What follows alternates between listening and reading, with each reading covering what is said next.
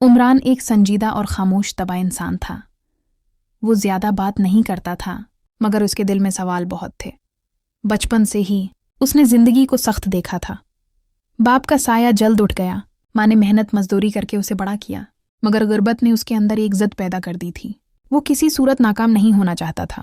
تعلیم مکمل کرنے کے بعد اسے ایک اچھی نوکری مل گئی، مگر اس کامیابی کے ساتھ ایک عجیب سا غرور بھی آ گیا۔ وہ نماز پڑھتا تھا، مگر دل حاضر نہیں ہوتا تھا۔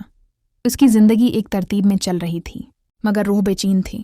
ایک دن دفتر میں اس سے ایسی غلطی ہو گئی جس کا الزام کسی اور پر آ سکتا تھا، اور وہ آسانی سے بچ سکتا تھا۔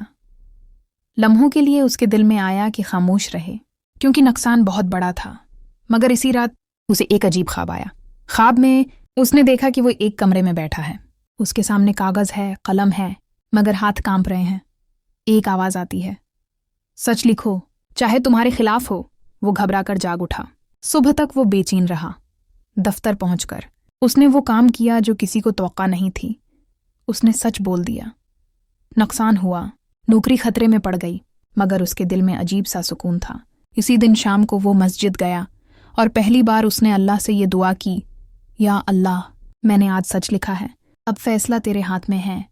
اسے نہیں معلوم تھا کہ یہ فیصلہ اس کی زندگی کا رخ بدل دے گا، کیونکہ بعض فیصلے کاغذ پر نہیں، آسمان میں لکھے جاتے ہیں۔ اگلے چند دن عمران کے لیے بہت بھاری تھے۔ دفتر کا ماحول سرد ہو گیا، کچھ لوگ اس سے کترانے لگے، اور اسے احساس ہوا کہ سچ کا راستہ تنہا ہوتا ہے، مگر اس کے دل میں کوئی پچھتاوا نہیں تھا۔ کچھ دن بعد کمپنی کی اعلی انتظامیہ نے تحقیق مکمل کی اور حقیقت سامنے آ گئی۔ عمران کی ایمانداری سب کے سامنے آ گئی۔ نہ صرف اس کی نوکری بچ گئی، بلکہ اسے ایک بڑی ذمہ داری بھی دی گئی۔ اس دن عمران کی آنکھوں میں آنسو تھے، مگر وہ خوشی کے نہیں تھے، وہ شکر کے تھے۔ وہ سمجھ گیا کہ اللہ سچ کا ساتھ دیتا ہے، چاہے وقتی نقصان کیوں نہ ہو۔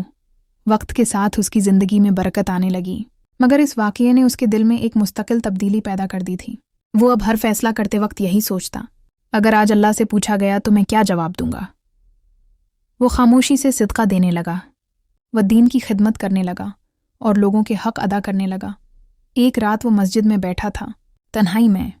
اس نے دل میں کہا، یا اللہ، وہ خط میں نے کبھی لکھا نہیں، مگر تو نے اسے پڑھ لیا۔ یہ کہانی ہمیں یہ سبق دیتی ہے کہ بعض اوقات اللہ ہم سے ایسے فیصلے کرواتا ہے جو بظاہر نقصان والے ہوتے ہیں، مگر حقیقت میں وہی ہمارے لیے عزت اور سکون کا سبب بنتے ہیں۔